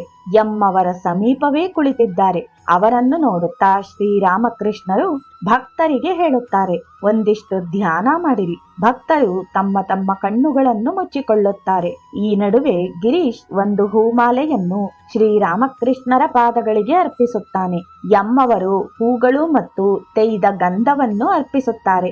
ರಾಖಾಲ್ ಮತ್ತು ಇತರ ಭಕ್ತರು ಹೂಗಳನ್ನು ಅರ್ಪಿಸುತ್ತಾರೆ. ನಿರಂಜನ್ ಕೂಡ ಶ್ರೀರಾಮಕೃಷ್ಣರ ಪಾದಕ್ಕೆ ಒಂದು ಹೂವನ್ನು ಅರ್ಪಿಸುತ್ತಾ ಜೋರಾಗಿ ಬ್ರಹ್ಮಮಯಿ ಬ್ರಹ್ಮಮಯಿ ಎಂದು ಹೇಳುತ್ತಾ ಮಂಡಿಯೂರಿ ಕುಳಿತು ಅವರ ಪಾದದ ಮೇಲೆ ತನ್ನ ಹಣೆಯನ್ನು ಇಡುತ್ತಾನೆ. ಭಕ್ತರೆಲ್ಲರೂ ಜೈಮಾ, ಮಹಾಮಾತೆಗೆ ಜಯವಾಗಲಿ ಎಂದು ಜಯಕಾರ ಮಾಡುತ್ತಾರೆ. ಆಗ ಕಣ್ಣು ಮುಚ್ಚಿ ತೆರೆಯುವಷ್ಟರ ಸಮಯದಲ್ಲಿ ಶ್ರೀರಾಮಕೃಷ್ಣರು ಆಳವಾದ ಸಮಾಧಿ ಸ್ಥಿತಿಗೆ ಜಾರಿರುತ್ತಾರೆ. ಎಲ್ಲ ಭಕ್ತರ ಕಣ್ಣ ಮುಂದೆಯೇ ಆಗ ಅವರಲ್ಲಿ ಒಂದು ಅತ್ಯಾಶ್ಚರ್ಯಕರವಾದ ಪರಿವರ್ತನೆ ಘಟಿಸುತ್ತದೆ. ಅವರ ಮುಖ ದಿವ್ಯ ಪ್ರಭೆಯಿಂದ ಬೆಳಗುತ್ತದೆ. ಅವರ 2 ಕೈಗಳು ಮೇಲೇರಿ ಭಕ್ತರಿಗೆ ಭರವಸೆ ಮತ್ತು ಬೇಡಿಕೆಗಳನ್ನು ಈಡೇರಿಸುವ ಅಭಯಹಸ್ತದ ಮುದ್ರೆ ತಾಳುತ್ತವೆ. ಜಗನ್ಮಾತೆಯ ಮೂರ್ತಿಗಳಲ್ಲಿ ಈ ಬಗೆಯ ಮುದ್ರೆಯನ್ನು ಯಾರಾದರೂ ಕಾಣಬಹುದು. ಆಗ ಅವರ ಶರೀರ ನಿಶ್ಚಲವಾಗಿತ್ತು. ಅವರಿಗೆ ಹೊರ ಜಗತ್ತಿನ ಪರಿವೆಯೇ ಇರಲಿಲ್ಲ. ಅವರು ಉತ್ತರ ದಿಕ್ಕನ್ನು ಎದುರು ಮಾಡಿಕೊಂಡು ಕುಳಿತಿದ್ದರು. ಈ ಬ್ರಹ್ಮಾಂಡಕ್ಕೆ ಮಹಾಮಾತೆಯಾದ ಎಲ್ಲರ ತಾಯಿಯು ಈ ವ್ಯಕ್ತಿಯ ಮೂಲಕ ಪ್ರಕಟಗೊಂಡಿದ್ದಾಳೆಯೇ? ಮಾತನಾಡದೆ ಮೂಕ ವಿಸ್ಮಿತರಾಗಿ ಎಲ್ಲರೂ ಶ್ರೀರಾಮಕೃಷ್ಣರನ್ನು ತದೇಕ ಚಿತ್ತದಿಂದ ನೋಡುತ್ತಿದ್ದಾರೆ. ಅವರೆಲ್ಲರಿಗೆ ಶ್ರೀರಾಮಕೃಷ್ಣರು ಜಗನ್ಮಾತೆಯ ಪ್ರತಿರೂಪದಂತೆಯೇ ಕಾಣುತ್ತಿದ್ದಾರೆ. ನೆರೆದಿದ್ದ ಭಕ್ತರು ಕೀರ್ತನೆಗಳನ್ನು ಹಾಡಲು ಆರಂಭಿಸಿದರು. ಒಬ್ಬರು ಹಾಡುವುದು, ಉಳಿದವರು ಅವರನ್ನು ಅನುಸರಿಸಿ ಹಾಡುವುದು ಶುರುವಾಯಿತು. ಗಿರೀಶ್ ಹಾಡುತ್ತಾನೆ, ಒತ್ತಾಗಿ ಬೆಳೆದ ಕಪ್ಪು ಹೇರಳ ಈ ಸ್ತ್ರೀ ಯಾರು? ದೇವತೆಯರ ನಡುವೆ ಹೊಳೆಯುವ ಈಕೆ ಯಾರೀಕೆ? ಯಾರ ಪಾದಗಳು ಕೆಂದಾವರೆಯ ಹೂಗಳಂತಿವೆಯೋ, ಯಾರ ಪಾದಗಳು ಶಿವನ ವೃಕ್ಷದ ಮೇಲೆ ಸ್ಥಾಪಿತವೋ, ಯಾರೀಕೆ ಈಗ ನಮ್ಮನ್ನು ನೋಡಿ ಮಂದಹಾಸ ಬೀರಿ ನುಡಿಯುವವಳು? ಈಗ ಗಗನದ ವಿಸ್ತಾರಕ್ಕೂ ಹರಡುವಂತೆ ಗುಡುಗಿನ ನಗೆಯವಳು. ಮತ್ತೆ ಓ ಮಹಾಮಾತೆ, ಅನಾಥ ರಕ್ಷಕೆ, ಪಾಪವಿದೂರಿಣಿ, ಸತ್ವ, ರಜ ಮತ್ತು ತಮೋಗುಣಗಳ ಆವಾಸಿನಿಯೇ, ಬ್ರಹ್ಮಾಂಡದ ಸೃಷ್ಟಿಕರ್ತೆ, ಸಲಹುವವಳು, ನಾಶಗೈಯುವವಳು ನೀನೆ. ಸಗುಣಗಳ ಬಂಧಿಯೇ ಆದರೂ ನೀನು ಅವನ್ನು ಮೀರಿದವಳು. ನೀನು ಮಹಾಮಾತೆ, ನೀನು ಸರ್ವಶಕ್ತೆ. ಸಾವಧಾನವಾಗಿ ಶ್ರೀರಾಮಕೃಷ್ಣರು ತಮ್ಮ ಸಮಾಧಿ ಸ್ಥಿತಿಯಿಂದ ಹೊರಬಂದು ಹೊರ ಜಗತ್ತಿನ ಅರಿವಿನ ಸ್ಥಿತಿಗೆ ಮರಳಿದರು. ಅವರು ಭಕ್ತರನ್ನು ಕುರಿತು, ಓ ತಾಯಿ ಶ್ಯಾಮಲೆ, ದೈವೀ ಶಕ್ತಿಯ ಹೊಳೆಯಾಗಿ ಹರಿಯುವವಳೇ ಎಂದು ಹಾಡಲು ಹೇಳಿದರು. ಅವರೂ ಹಾಡತೊಡಗಿದರು. ಓ ತಾಯಿ ಶ್ಯಾಮಲೆ, ದೈವೀ ಶಕ್ತಿಯೇ ಹೊಳೆಯಾಗಿ ಹರಿಯುವವಳೆ, ನಿನ್ನ ಲೀಲಾ ವಿನೋದಗಳ ಮಹಿಮೆಯನ್ನು ಅರಿಯುವವರಾರು? ನಿನ್ನ ಲೀಲಾ ವಿನೋದ, ಮಂದಹಾಸ, ಕುಡಿನೋಟ ಮನ್ಮಥನನ್ನೂ ನಾಚಿಸುವಂತವು. ಈ ಹಾಡು ಮುಗಿದ ನಂತರ ಶ್ರೀರಾಮಕೃಷ್ಣರು ನೋಡಿ ಮಹಾಮಾತೆಯ ಶಿವನೊಂದಿಗಿನ ವಿನೋದವ ಎಂಬ ಹಾಡನ್ನು ಹಾಡುವಂತೆ ಭಕ್ತರಿಗೆ ಸೂಚಿಸಿದರು. ಭಕ್ತರು ಹಾಡತೊಡಗಿದರು. ನೋಡಿ ಮಹಾಮಾತೆಯ ಶಿವನೊಂದಿಗಿನ ವಿನೋದವ, ಆನಂದ ಪರವಶಳಾಗಿ ಸುಖಿಸುವುದ, ಸ್ವರ್ಗದ ಸುರಪಾನವ ಮಾಡಿ ತೊನೆದಾಡುತ್ತಾಳೆ. ಆದರೂ ಬಿದ್ದು ಶ್ರೀರಾಮಕೃಷ್ಣರು ಭಕ್ತರನ್ನು ಸಂತುಷ್ಟಿಪಡಿಸಲು ಒಂದಿಷ್ಟು ಗಿಣ್ಣವನ್ನು ತಿಂದರು. ಆದರೆ ಆ ಕೂಡಲೇ ಮತ್ತೆ ಭಾವ ಸಮಾಧಿಗೆ ಜಾರಿದರು. ಕೆಲವು ನಿಮಿಷಗಳ ನಂತರ ಭಕ್ತರು ಶ್ರೀರಾಮಕೃಷ್ಣರ ಮುಂದೆ ಮಂಡಿಯೂರಿ ಕುಳಿತು ಹಾಗೆಯೇ ಎದ್ದು ಪಕ್ಕದ ನಡುಮನೆಗೆ ತೆರಳಿದರು. ಅಲ್ಲಿ ಅವರು ಪ್ರಸಾದವನ್ನು ಸಂತೋಷದಿಂದ ಸವಿದರು. ಏಪ್ರಿಲ್ 16, 1886. 1885 ಡಿಸೆಂಬರ್ 11 ಶುಕ್ರವಾರ ಶ್ರೀರಾಮಕೃಷ್ಣರು ಕಲ್ಕತ್ತೆಯ ವಿಸ್ತರಣವಾದ ಕಾಶೀಪುರ್ನ ಒಂದು ಸುಂದರವಾದ ಗೃಹಕ್ಕೆ ಸ್ಥಳಾಂತರಗೊಂಡರು. ಆಗಸದಲ್ಲಿ ಚಂದ್ರ ತನ್ನ ಪ್ರಭಾಪೂರ್ಣ ಬೆಳಕಿನಿಂದ ಅಲ್ಲಿಯ ತೋಟದ ದಾರಿಗಳನ್ನು, ತರುಮರಗಳನ್ನು ಮತ್ತು ಅಲ್ಲಿನ ಸರೋವರದ ಜಲರಾಶಿಯನ್ನು ಬೆಳ್ಳಂಬೆಳಗು ಮಾಡಿದ್ದನು. ಗಿರೀಶ್, ಲಾಟು, ಎಂ ಮತ್ತು ಕೆಲವರು ಭಕ್ತರು ಸರೋವರಕ್ಕೆ ಇಳಿಯುವ ಮೆಟ್ಟಿಲುಗಳ ಮೇಲೆ ಕುಳಿತಿದ್ದರು. ಆ ಗೃಹವು ಸರೋವರದ ಪಶ್ಚಿಮಕ್ಕೆ ಇತ್ತು. ಮನೆಯ 2ನೆಯ ಅಂತಸ್ತಿನಲ್ಲಿದ್ದ ಶ್ರೀರಾಮಕೃಷ್ಣರ ಕೊಠಡಿಯಲ್ಲಿ ಒಂದು ದೀಪ ಬೆಳಗುತ್ತಿತ್ತು. ಶ್ರೀರಾಮಕೃಷ್ಣರು ತಮ್ಮ ಹಾಸಿಗೆಯ ಮೇಲೆ ಕುಳಿತಿದ್ದರು. ಹಲವು ಭಕ್ತರು ಆ ಕೊಠಡಿಯಲ್ಲಿದ್ದರು. ಕೆಲವು ನಿಮಿಷಗಳ ನಂತರ ಗಿರೀಶ್ ಮತ್ತು ಎಂ ಅಲ್ಲಿನ ತೋಟದ ಹಾದಿಯಲ್ಲಿ ಹೆಜ್ಜೆ ಹಾಕುತ್ತಾ ಹೂಬಳ್ಳಿಗಳು ಮತ್ತು ಹಣ್ಣಿನ ಮರಗಳ ನಡುವೆ ಮುಂದೆ ಮುಂದೆ ಸಾಗುತ್ತಿದ್ದರು. ಎಂ, ಈ ಬೆಳದಿಂಗಳು ಅದೆಷ್ಟು ಸುಂದರವಿದೆ. ಪ್ರಾಯಶಃ ಪ್ರಕೃತಿಯು ಕಾಲದ ಹೊಳೆಯಲ್ಲಿ ಸಿಲುಕಿಯೂ ಅದೇ ತತ್ವಗಳನ್ನು ಅನುಸರಿಸುತ್ತಿದೆ. ಗಿರೀಶ್, ಅದು ನಮಗೆ ಹೇಗೆ ಗೊತ್ತು? ಎಂ, ಪ್ರಕೃತಿಯ ಏಕರೂಪತೆಯ ಕ್ರಮದಲ್ಲಿ ಯಾವ ಬದಲಾವಣೆಯೂ ಆಗದಿರುವುದು. ದೂರದರ್ಶಕದ ಮೂಲಕ ಪಾಶ್ಚಾತ್ಯ ವಿಜ್ಞಾನಿಗಳು ಹೊಸ ಹೊಸ ನಕ್ಷತ್ರ ಲೋಕಗಳನ್ನು ಪತ್ತೆ ಮಾಡುತ್ತಿದ್ದಾರೆ. ಚಂದ್ರನ ಮೈ ಮೇಲೆ ಪರ್ವತಗಳಿರುವುದನ್ನು ಕಂಡುಕೊಂಡಿದ್ದಾರೆ. ಗಿರೀಶ್, ನಾವು ಹೇಗೆ ಅವರು ಅದನ್ನೆಲ್ಲ ಸರಿಯಾಗಿ ನೋಡಿ ಕಂಡುಕೊಂಡಿದ್ದಾರೆಂದು ನಂಬುತ್ತೀರಿ? ಒಂದು ಪಕ್ಷ ಭೂಮಿ ಮತ್ತು ಚಂದ್ರರ ನಡುವೆ ಬೇರೆ ಏನಾದರೂ ಇರಬಹುದೇನು? ಅಲ್ಲಿಂದ ಇಲ್ಲಿಗೆ ಬರುವ ಬೆಳಕು ಹೀಗೆಲ್ಲ ಭ್ರಮೆ ಉಂಟು ಮಾಡಬಹುದೇನು? ಗಿರೀಶ್, ಲಾಟು ಮತ್ತು ಎಂ ಶ್ರೀರಾಮಕೃಷ್ಣರ ಕೊಠಡಿಗೆ ಹೋದರು. ಅಲ್ಲಿ ಶ್ರೀರಾಮಕೃಷ್ಣರು ತಮ್ಮ ಹಾಸಿಗೆಯ ಮೇಲೆ ಕುಳಿತಿರುವುದನ್ನು ಗಮನಿಸಿದರು. ಶಶಿ ಮತ್ತು ಇನ್ನೊಂದಿಬ್ಬರು ಭಕ್ತರು ಅವರಿಗೆ ಉಪಚರಿಸುತ್ತಿದ್ದರು. ಬಾಬುರಾಮ್, ನಿರಂಜನ್ ಮತ್ತು ರಾಖಾಲ್ ಅವರುಗಳು ಕೊಠಡಿಗೆ ಬಂದರು. ಅದೊಂದು ಹೊಸ ದೊಡ್ಡ ಕೊಠಡಿ. ಒಂದಿಷ್ಟು ಔಷಧಿ, ಮಾತ್ರೆಗಳು ಮತ್ತು ಅದಕ್ಕೆ ಸಂಬಂಧಿಸಿದ ಇನ್ನಿತರ ವಸ್ತುಗಳು ಹಾಸಿಗೆಯ ಪಕ್ಕವೇ ಇದ್ದವು. ಉತ್ತರದ ದಿಕ್ಕಿನ ಕಡೆಗಿದ್ದ ಬಾಗಿಲಿನಿಂದ ಕೊಠಡಿಗೆ ಪ್ರವೇಶ ಮಾಡಬಹುದಿತ್ತು. ಈ ಸಂಜೆ ಶ್ರೀರಾಮಕೃಷ್ಣರು ಸ್ವಲ್ಪ ಮಟ್ಟಿಗೆ ಚೇತರಿಸಿಕೊಂಡಿದ್ದರು. ಬಂದ ಭಕ್ತರು ಶ್ರೀರಾಮಕೃಷ್ಣರಿಗೆ ವಂದಿಸಿ ಅಲ್ಲಿಯೇ ಕುಳಿತುಕೊಂಡಿದ್ದರು. ಶ್ರೀರಾಮಕೃಷ್ಣರು ಅಲ್ಲಿಗೆ ದೀಪವನ್ನು ತರುವಂತೆ ಯಂಗೆ ಸೂಚಿಸಿದ್ದರು. ಗಿರೀಶ್ನನ್ನು ಆತ್ಮೀಯವಾಗಿ ಬರಮಾಡಿಕೊಂಡರು. ಲಾಟು ಯಮ್ಮವರು ತಮ್ಮ ತೀರಿ ಹೋದ ಮಗುವಿಗೆ ಸೇರಿದ್ದ ಪುಸ್ತಕಗಳನ್ನು ನೋಡುತ್ತಾ ನಿನ್ನೆ ರಾತ್ರಿ ಬಹಳವಾಗಿ ರೋಧಿಸಿದರು. ಅವರ ಪತ್ನಿ ದುಃಖದಿಂದಾಗಿ ಬುದ್ಧಿಭ್ರಮಣೆಗೊಳಗಾಗಿದ್ದಾರೆ. ಆಕೆ ಈ ಕಾರಣದಿಂದಾಗಿ ತನ್ನ ಬೇರೆ ಮಕ್ಕಳನ್ನು ಒರಟಾಗಿ ನಡೆಸಿಕೊಂಡಿದ್ದಾರೆ. ಏಕೆಂದರೆ ಎಂ ಆಗಾಗ ರಾತ್ರಿ ವೇಳೆಯನ್ನು ಅಲ್ಲಿ ಕಳೆಯುತ್ತಾರೆಂಬ ಕಾರಣಕ್ಕೆ ಮನೆಯಲ್ಲಿ ರಂಪ ತೆಗೆಯುತ್ತಾರೆ. ಇದನ್ನು ಕೇಳಿ ಶ್ರೀರಾಮಕೃಷ್ಣರು ಚಿಂತೆಗೊಳಗಾದಂತೆ ಕಂಡರು. ಗಿರೀಶ್ ಈ ವಿಚಾರವಾಗಿ ಆಶ್ಚರ್ಯ ಪಡಬೇಕಿಲ್ಲ. ಭಗವದ್ಗೀತೆಯ ಬೋಧನೆಯನ್ನು ಸ್ವೀಕರಿಸಿದ ಮೇಲೆಯೂ ಅರ್ಜುನ ತನ್ನ ಮಗ ಅಭಿಮನ್ಯುವಿನ ಸಾವಿನ ಸುದ್ದಿಯನ್ನು ಕೇಳಿ ಮೂರ್ಛೆಗೊಳಗಾದನು. ಭಕ್ತರು ಸುತ್ತುವರಿದು ಕುಳಿತಿದ್ದರು. ಎಂ ಶ್ರೀರಾಮಕೃಷ್ಣರಿಗೆ ಗಾಳಿ ಹಾಕುತ್ತಿದ್ದರು. ಗಿರೀಶ್ ಶ್ರೀರಾಮಕೃಷ್ಣರಿಗೆ ದೇವನ್ ಬಾಬು ಅವರು ಲೌಕಿಕವನ್ನು ತೊರೆಯುವ ನಿರ್ಧಾರ ಮಾಡಿದ್ದಾರೆ. ರೋಗದ ಬಾಧೆಯಿಂದಾಗಿ ಶ್ರೀರಾಮಕೃಷ್ಣರಿಗೆ ಮಾತನಾಡುವುದು ಕಷ್ಟವಾಗಿತ್ತು. ಬೆರಳುಗಳಿಂದ ತಮ್ಮ ತುಟಿಗಳನ್ನು ಸ್ಪರ್ಶಿಸುತ್ತಾ ಸನ್ನೆಗಳ ಮೂಲಕ ಗಿರೀಶ್ನನ್ನು ಕೇಳಿದರು. ಅವರ ಪತ್ನಿ ಮತ್ತು ಮಕ್ಕಳನ್ನು ನೋಡಿಕೊಳ್ಳುವವರಾರು? ಗಿರೀಶ್, ನನಗೆ ತಿಳಿಯದು. ಅಲ್ಲಿದ್ದ ಉಳಿದ ಭಕ್ತರು ಮೌನದಿಂದಿದ್ದರು.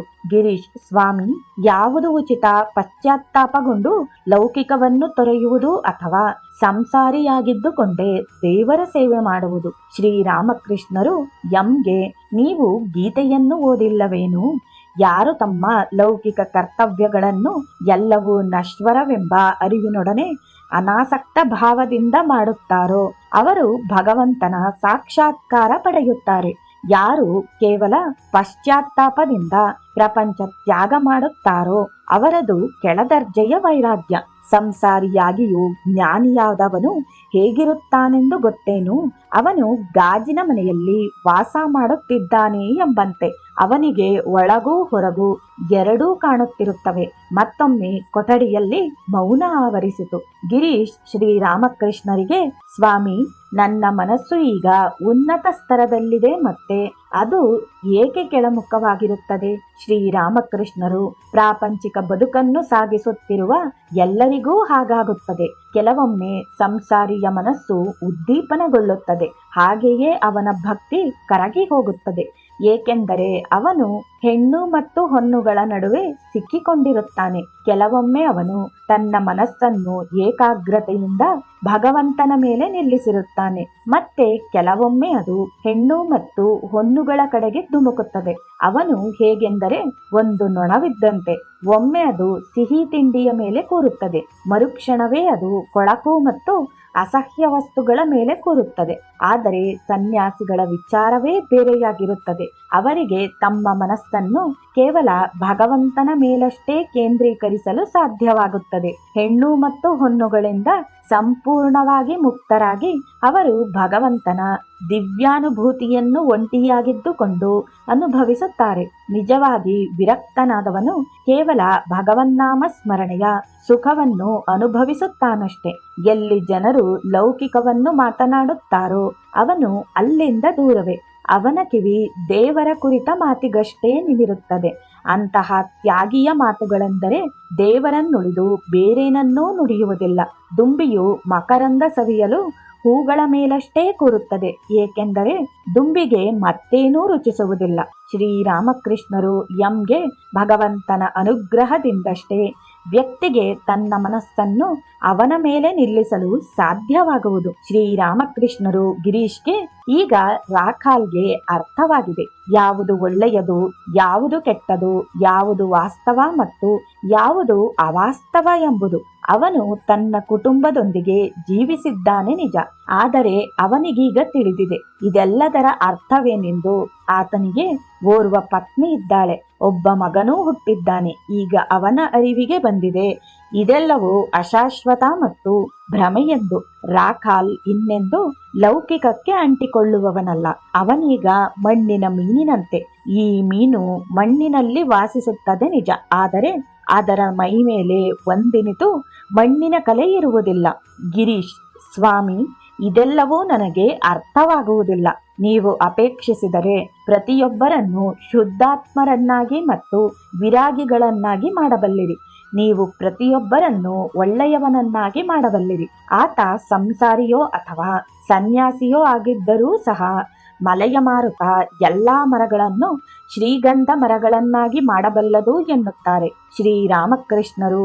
ಅವುಗಳಲ್ಲಿ ಸತ್ಯವಿರದ ಹೊರತು ಅದು ಸಾಧ್ಯವಾಗುವುದಿಲ್ಲ. ಕೆಲವು ಮರಗಳಿವೆ, ಉದಾಹರಣೆಗೆ ಬೂರುಗದ ಮರ. ಇದನ್ನು ಎಂದಿಗೂ ಶ್ರೀಗಂಧದ ಮರವನ್ನಾಗಲಿ ಮಾಡಲು ಸಾಧ್ಯವಿಲ್ಲ. ಗಿರೀಶ್: ಅದಕ್ಕೆ ನಾನು ಚಿಂತಿಸುವುದಿಲ್ಲ. ಶ್ರೀರಾಮಕೃಷ್ಣರು: ಅದು ಸ್ವಭಾವ ಸಿದ್ಧವಾದ ತತ್ವ. ಗಿರೀಶ್: ಅಂದರೆ ನಿಮಗೆ ಸಂಬಂಧಿಸುವುದೆಲ್ಲವೂ ಕಾನೂನು ಬಾಹಿರ. ಅಲ್ಲಿದ್ದ ಭಕ್ತರೆಲ್ಲರೂ ಅವರ ಈ ಸಂಭಾಷಣೆಯನ್ನು ಅತ್ಯಾಶ್ಚರ್ಯದಿಂದ ಕೇಳಿಸಿಕೊಳ್ಳುತ್ತಿದ್ದರು. ಅವರ ಕೈಲಿದ್ದ ಬೀಸಣಿಗೆ ಮಧ್ಯೆ ಮಧ್ಯೆ ನಿಲ್ಲುತ್ತಿತ್ತು. ಶ್ರೀರಾಮಕೃಷ್ಣರು: ಹೌದು, ನೀವು ಹೇಳುವುದು ನಿಜವಿರಬಹುದು. ಭಕ್ತಿಯ ಹೊಳೆ ತುಂಬಿ ಹರಿದಾಗ ಸುತ್ತಮುತ್ತೆಲ್ಲ ಪ್ರವಾಹ ಉಂಟಾಗಿ ಮರಗಳ ಎತ್ತರಕ್ಕೂ ಮುಚ್ಚಿಕೊಳ್ಳಬಹುದು. ಒಬ್ಬ ವ್ಯಕ್ತಿಯು ಭಕ್ತಿಯ ಅಮಲಿನಲ್ಲಿ ಮೆರೆದಪ್ಪಿದಾಗ ಅವನು ವೇದಗಳ ಪ್ರಮಾಣಗಳನ್ನು ಪರಿಗಣಿಸುವುದಿಲ್ಲ. ಪೂಜಿಸುವ ಮೂರ್ತಿಯ ಪೂಜೆಗೆಂದು ಗರಿಕೆ ಹುಲ್ಲನ್ನು ತಂದು ಅದನ್ನು ಸ್ವಚ್ಛಗೊಳಿಸುವುದಿಲ್ಲ. ಅವನ ಕೈಗೆ ಏನು ಸಿಗುತ್ತದೋ ಅದನ್ನು ಎತ್ತಿಕೊಳ್ಳುತ್ತಾನೆ. ಹಾಗೆ ಅವನು ತುಳಸಿ ಎಲೆಗಳನ್ನು ಸಂಗ್ರಹಿಸುವಾಗ ಪುಟ್ಟ ಟೀಸಲುಗಳು ಮುರಿದರೂ ಅದರೆಡೆ ಅವನ ಗಮನವಿರುವುದಿಲ್ಲ. ಆಹಾ, ಎಂತಹ ಅಪೂರ್ವ ದಿವ್ಯಾನಂದದ ಸ್ಥಿತಿಯಿಂದ ಈಗಷ್ಟೇ ನಾನು ಹೊರಬಂದೆನು. ಎಂಗೆ ವ್ಯಕ್ತಿಯು ಭಗವಂತನ ಮೇಲೆ ಪ್ರೇಮಾದರಗಳನ್ನು ಹೊಂದಿದನಾದರೆ ಅವನಿಗೆ ಮತ್ತೇನೂ ಬೇಕಾಗುವುದಿಲ್ಲ. ಹೌದು ಮಹಾಸ್ವಾಮಿ. ವಿಜಯ್ ಗೋಸಾವಿಯವರು ದಕ್ಷಿಣೇಶ್ವರದಲ್ಲಿದ್ದ ಕಾಳಿ ಮಂದಿರಕ್ಕೆ ಬರುವಾಗ ಓರ್ವ ಅರೆಹುಚ್ಚಿ ಸ್ತ್ರೀ ಅವರ ಜೊತೆಗೆ ಬರುತ್ತಿದ್ದಳು. ಆಕೆ ಶ್ರೀರಾಮಕೃಷ್ಣರಿಗೆಂದು ಗಾಯನ ಮಾಡುತ್ತಿದ್ದಳು. ಆಕೆ ಕಾಳಿಯನ್ನು ಕುರಿತು ಗೀತೆಗಳನ್ನು ಹಾಡುತ್ತಿದ್ದಳು. ಆಕೆ ಬ್ರಹ್ಮ ಸಮಾಜದ ಹಾಡುಗಳನ್ನೂ ಹಾಡುತ್ತಿದ್ದಳು. ಭಕ್ತರು ಆಕೆಯನ್ನು ಪಗ್ಲಿ ಎಂದು ಕರೆಯುತ್ತಾ ಆಕೆಯನ್ನು ಶ್ರೀರಾಮಕೃಷ್ಣರಿಂದ ದೂರವಿರಿಸಲು ಪ್ರಯತ್ನಿಸುತ್ತಿದ್ದರು. ಶ್ರೀರಾಮಕೃಷ್ಣರು ಗಿರೀಶ್ ಮತ್ತು ಅಲ್ಲಿದ್ದ ಇತರರಿಗೆ, ಪಗ್ಲಿಯು ನನ್ನ ಮೇಲೆ ಮಧುರ ಭಕ್ತಿಯನ್ನು ಹೊಂದಿದವಳಾಗಿದ್ದಾಳೆ. ಒಂದು ದಿನ ಆಕೆ ದಕ್ಷಿಣೇಶ್ವರಕ್ಕೆ ಬಂದಳು. ಹಾಗೆ ಬಂದವಳು ಏಕಾಏಕಿ ಅತ್ತು ರೋಧಿಸತೊಡಗಿದಳು. ನೀನೇ ಕೇಳುತ್ತೀಯಾ? ನಾನು ಕೇಳಿದೆನು. ಆಕೆ ಹೇಳಿದಳು, ತಲೆ ನೋಯುತ್ತಿದೆ. ಮತ್ತೊಂದು ದಿನ ನಾನು ಊಟ ಮಾಡುವಾಗ ಆಕೆ ದಕ್ಷಿಣೇಶ್ವರಕ್ಕೆ ಬಂದಳು. ಬಂದ ಕೂಡಲೇ ಹೇಳಿದಳು, ನನ್ನ ಮೇಲೆ ತಮಗೆ ಕರುಣೆ ಬಾರದೇನು? ನನಗೆ ಆಕೆಯ ಮನಸ್ಸಿನಲ್ಲಿ ಏನು ಹಾದು ಹೋಗುತ್ತಿದೆ ಎಂಬುದು ಹೊಳೆದಿರಲಿಲ್ಲ. ನನ್ನೇಕೆ ನೀವು ಮಾನಸಿಕವಾಗಿ ದೂರ ಮಾಡುವಿರಿ? ನಾನು ಆಕೆಯನ್ನು ಕೇಳಿದನು, ನಿನ್ನ ಮನಸ್ಸಿನಲ್ಲಿರುವುದೇನು? ಆಕೆ ಹೇಳಿದಳು, ಮಧುರ ಭಾವ. ಅದಕ್ಕೆ ನಾನು ಪ್ರತಿಕ್ರಿಯಿಸಿದೆ, ನಾನು ಎಲ್ಲಾ ಸ್ತ್ರೀಯರನ್ನು ಜಗನ್ಮಾತೆಯ ರೂಪವೆಂದೇ ಭಾವಿಸಿರುವೆನು. ಎಲ್ಲಾ ಸ್ತ್ರೀಯರೂ ನನಗೆ ಮಾತೆಯರು. ಅದನ್ನು ಕೇಳಿ ಹೇಳಿದಳು, ಅದೊಂದು ನನಗೆ ತಿಳಿಯದು. ನಂತರ ನಾನು ರಾಮ್ಲಾಲ್ನನ್ನು ಕರೆದು ಹೇಳಿದೆನು, ರಾಮ್ಲಾಲ್, ಆಕೆ ಹೇಳುವುದನ್ನು ಕೇಳಿಸಿಕೊ. ಅವಳೇನು ಮಾತನಾಡುತ್ತಿದ್ದಾಳೆ ಅದೇ ಮಾನಸಿಕವಾಗಿ ದೂರ ತಳ್ಳುತ್ತಿದ್ದೇನೆಂದು. ಈಗಲೂ ಆಕೆ ಅದೇ ಮನಸ್ಥಿತಿಯಲ್ಲಿದ್ದಾಳೆ. ಗಿರೀಶ್: ಪಗ್ಲಿಯು ಅನುಗ್ರಹಿಸಲ್ಪಟ್ಟವಳು. ಆಕೆ ಹುಚ್ಚಿಯೇ ಇರಬಹುದು. ಆಕೆಯನ್ನು ಇತರ ಭಕ್ತರು ಹೊಡೆದಿರಬಹುದು. ಆದರೆ ಆಕೆ 24 ಗಂಟೆಯೂ ನಿಮ್ಮ ಧ್ಯಾನದಲ್ಲಿಯೇ ಮುಳುಗಿದ್ದಾಳೆ. ನಿಮ್ಮನ್ನು ಕುರಿತು ಯಾವುದೇ ರೀತಿಯ ಧ್ಯಾನ ಮಾಡಿದರೂ ಸರಿಯೇ, ಆಕೆಗೆ ಕೆಟ್ಟದ್ದೇನೂ ಸಂಭವಿಸುವುದಿಲ್ಲ.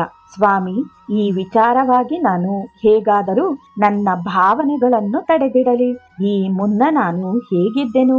ಈಗ ನಾನು ನಿಮ್ಮನ್ನು ಕುರಿತು ಧ್ಯಾನ ಮಾಡುವುದರಿಂದ ಏನಾಗಿದ್ದೇನೆ ಎಂಬುದನ್ನು ತಾವು ಆಲೋಚಿಸಿರಿ. ಈ ಮುನ್ನ ನಾನು ಅಹಂಕಾರಿಯಾಗಿದ್ದೆನು.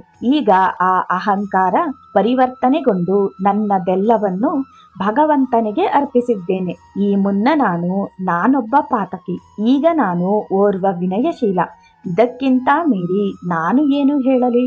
ಶ್ರೀರಾಮಕೃಷ್ಣರು ಗಿರೀಶ್ಗೆ ಹೆಣ್ಣು ಮತ್ತು ಹೊನ್ನು ಇವೆರಡೇ ಪ್ರಪಂಚ. ಬಹಳ ಮಂದಿ ಹಣವನ್ನು ತಮ್ಮ ಜೀವದ್ರವ್ಯವೆಂದೇ ಭಾವಿಸಿದ್ದಾರೆ. ಎಷ್ಟೇ ಪ್ರೀತಿ ಅವರಿಗೆ ಹಣದ ಮೇಲೆ ಇದ್ದರೂ ಮುಂದೊಂದು ದಿನ ಅದು ಅವರ ಕೈಯಿಂದ ಜಾರಿ ಹೋಗುತ್ತದೆ. ಯಾರು ತಮ್ಮ ಹಣವನ್ನು ಭಗವಂತನ ಪ್ರೀತ್ಯರ್ಥವಾಗಿ, ಭಕ್ತರ ಸೇವೆಗಾಗಿ ಮತ್ತು ಜನರ ಒಳಿತಿಗಾಗಿ ಸವಿಸುವರೋ ಅವರೇ ಹಣದ ಸದುಪಯೋಗವನ್ನು ಅರಿತವರು. ಅಂಥವರ ಹಣ ಒಳ್ಳೆಯ ಫಲ ನೀಡುತ್ತದೆ. ನಾನು ವೈದ್ಯರು ನೀಡಿದ ಯಾವುದೇ ಆಹಾರವನ್ನು ತಿನ್ನುವುದಿಲ್ಲ. ಅಂದರೆ ಯಾರು ಜನರ ದುಃಖವನ್ನೇ ಬಂಡವಾಳ ಮಾಡಿಕೊಂಡು ಸಂಪಾದಿಸುತ್ತಾರೋ ಅಂಥವರ ದಾನ ಅವರ ಸಂಪತ್ತು, ಅಂದರೆ ರಕ್ತ ಮತ್ತು ಕಿವು. ಶ್ರೀರಾಮಕೃಷ್ಣರು ಈ ವಿಚಾರವಾಗಿ ಈರ್ವರು ವೈದ್ಯರ ಹೆಸರನ್ನು ಉಲ್ಲೇಖಿಸಿದರು. ಗಿರೀಶ್ ಡಾಕ್ಟರ್ ರಾಜೇಂದ್ರ ದತ್ತ ಅವರು ಧಾರಾಳ ವ್ಯಕ್ತಿ. ಅವರು ಯಾರಿಂದಲೂ ಒಂದು ಬಿಡಿಗಾಸನ್ನೂ ತೆಗೆದುಕೊಳ್ಳುವವರಲ್ಲ. ತಮ್ಮ ಹಣದಿಂದ ದಾನ ಧರ್ಮ ಮಾಡುವರು. ಏಪ್ರಿಲ್ 23, 1885. ಒಂದು ದಿನದ ಮಧ್ಯಾಹ್ನದ ಸಮಯ. ಅನೇಕ ಭಕ್ತರು ಶ್ರೀರಾಮಕೃಷ್ಣರ ಕೊಠಡಿಯಲ್ಲಿ ಕುಳಿತಿದ್ದರು. ನರೇಂದ್ರ, ಶರತ್, ಶಶಿಲಾಟು, ನಿತ್ಯಗೋಪಾಲ್, ಗಿರೀಶ್, ರಾಮ್, ಎಂ ಮತ್ತು ಸುರೇಶ್ ಅಲ್ಲಿದ್ದರು. ಕೇದಾರ ಒಳಬಂದನು. ಇತ್ತೀಚಿನ ಹಲವು ದಿನಗಳಲ್ಲಿ ಈತನದು ಮೊದಲ ಭೇಟಿ. ಸರ್ಕಾರಿ ಕೆಲಸದ ಸಂಬಂಧ ಈತನು ಈ ನಡುವೆ ಢಾಕಾದಲ್ಲಿ ಇದ್ದರೂ ಅವನು ಶ್ರೀರಾಮಕೃಷ್ಣರ ಕಾಯಿಲೆಯ ಬಗೆಗೆ ತಿಳಿದುಕೊಂಡಿದ್ದನು. ಅವನು ಶ್ರೀರಾಮಕೃಷ್ಣರಿದ್ದ ಕೊಠಡಿಯೊಳಗೆ ಪ್ರವೇಶ ಮಾಡಿದ ಕೂಡಲೇ ಶ್ರೀರಾಮಕೃಷ್ಣರ ಪಾದಗಳಿಗೆ ಹಣೆಯಿಟ್ಟು ವಂದಿಸಿದನು. ಹಾಗೆ ಅವನು ಪಡೆದ ಪಾದಧೂಳಿಯನ್ನು ಅಲ್ಲಿದ್ದ ಎಲ್ಲರಿಗೂ ಸಂತೋಷದಿಂದ ನೀಡಿದನು. ಅದನ್ನು ಅಲ್ಲಿದ್ದ ಭಕ್ತರು ತಲೆಬಾಗಿ ಸ್ವೀಕರಿಸುತ್ತಿದ್ದರು. ಹಾಗೆ ಅವನು ಶರತ್ಗೆ ನೀಡಿದಾಗ ಶರತ್ ತಾನೇ ಮುಂದಾಗಿ ಶ್ರೀರಾಮಕೃಷ್ಣರಿಗೆ ವಂದನೆ ಸಲ್ಲಿಸಿ ಪಾದಧೂಳಿಯನ್ನು ಪಡೆದನು. ಎಂ ಇದನ್ನು ಕಂಡು ಮೃದುವಾಗಿ ನಕ್ಕರು. ಎಂರನ್ನು ನೋಡುತ್ತಾ ಶ್ರೀರಾಮಕೃಷ್ಣರೂ ಸಹ ಮುಗುಳ್ನಕ್ಕರು.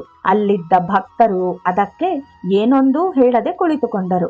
ಆಗ ಶ್ರೀರಾಮಕೃಷ್ಣರು ತಮ್ಮ ಎಂದಿನ ಭಾವ ಸಮಾಧಿಗೆ ಜಾರುತ್ತಿರುವವರಂತೆ ಕಂಡುಬಂದರು. ತಮ್ಮ ಭಾವನೆಗಳನ್ನು ಒತ್ತಿ ಹಿಡಿದಿರುವವರಂತೆ ಮಧ್ಯೆ ಮಧ್ಯೆ ದೀರ್ಘವಾಗಿ ಉಸಿರಾಡುತ್ತಿದ್ದರು. ಸನ್ನೆಯ ಮೂಲಕ ಕೇದಾರ್ಗೆ ಗಿರೀಶ್ನೊಂದಿಗೆ ಮಾತನಾಡುವಂತೆ ಸೂಚಿಸಿದರು. ಗಿರೀಶನು ಕೇದಾರ್ಗೆ ಹೇಳಿದನು, ಸರ್, ನಿಮ್ಮ ಕ್ಷಮೆ ಇರಲಿ. ಮೊದಲು ನನಗೆ ತಾವು ಯಾರೆಂಬುದು ತಿಳಿದಿರಲಿಲ್ಲ. ಆದ್ದರಿಂದಲೇ ನಾನು ತಮ್ಮೊಂದಿಗೆ ವಾದ ಮಾಡಿದೆನು. ಈಗ ಪರಿಸ್ಥಿತಿ ಬೇರೆಯೇ ಇದೆ. ಭಕ್ತರು ಅನೇಕ ಬಗೆಯ ತಿಂಡಿ ತೀರ್ಥಗಳನ್ನು ಶ್ರೀರಾಮಕೃಷ್ಣರಿಗೆ ನೀಡಲೆಂದು ತಂದಿದ್ದ ಅದನ್ನೆಲ್ಲ ಈಗ ಅವರು ಶ್ರೀರಾಮಕೃಷ್ಣರ ಮುಂದಿಟ್ಟರು. ಶ್ರೀರಾಮಕೃಷ್ಣರು ಒಂದಿಷ್ಟನ್ನೇ ಕೈಚಾಚಿ ಎತ್ತಿಕೊಂಡು ತಮ್ಮ ನಾಲಿಗೆಯ ಮೇಲಿಟ್ಟುಕೊಂಡು ತಿಂಡಿಯಿದ್ದ ತಟ್ಟೆಯನ್ನು ಸುರೇಂದ್ರನಿಗೆ ಕೊಟ್ಟರು. ಸುರೇಂದ್ರ ಪ್ರಸಾದದೊಂದಿಗೆ ಮಹಡಿಯಿಂದ ಇಳಿದು ಹೋದನು. ಎಂ ಶ್ರೀರಾಮಕೃಷ್ಣರಿಗೆ ಗಾಳಿ ಹಾಕುತ್ತಿದ್ದರು. ಗುರುದೇವರು ಅವರಿಗೆ ಹೇಳಿದರು, ನೀನೇನೂ ತಿನ್ನುವುದಿಲ್ಲವೇ? ಹಾಗೆಂದು ಹೇಳಿ ಎಂರನ್ನು ಕೆಳಗೆ ಕಳಿಸಿದರು. ಆಗ ಸಂಜೆಯ ವೇಳೆ. ಗಿರೀಶ್ ಮತ್ತು ಎಂ ಇಬ್ಬರು ಅಲ್ಲಿನ ತೋಟದ ಮಧ್ಯದಲ್ಲಿದ್ದ ಕೊಳದ ಪಕ್ಕವೇ ಹೆಜ್ಜೆ ಹಾಕುತ್ತಿದ್ದರು. ಗಿರೀಶ್, ನಾನಂದುಕೊಂಡಿದ್ದೇನೆ ನೀವು ಶ್ರೀರಾಮಕೃಷ್ಣರನ್ನು ಕುರಿತು ಏನನ್ನು ಬರೆಯುತ್ತಿದ್ದೀರಿ ಎಂದು. ಅದು ನಿಜವೇ? ಎಂ, ನಿಮಗೆ ಯಾರು ಹೇಳಿದರು? ಗಿರೀಶ್, ನಾನು ಹಾಗೆ ಕೇಳಿದ್ದೇನೆ. ನಾನು ಅದನ್ನು ನೋಡಬಹುದೇ? ಎಂ, ಇಲ್ಲ, ನನಗೆ ಅದು ಸರಿ ಎಂದು ಕಂಡು ಬರುವ ತನಕ ಅದನ್ನು ನಾನು ಕೊಡಲಾರೆ. ನಾನದನ್ನು ನನಗೋಸ್ಕರವೇ ಬರೆದುಕೊಳ್ಳುತ್ತಿದ್ದೇನೆ, ಬೇರೆಯವರಿಗಲ್ಲ. ಗಿರೀಶ್, ಹಾಗೆಂದರೇನು? ಎಂ, ನಾನು ಸತ್ತ ನಂತರ ನಿಮಗದು ಸಿಗಬಹುದು. ಜೈ ಶ್ರೀರಾಮಕೃಷ್ಣ.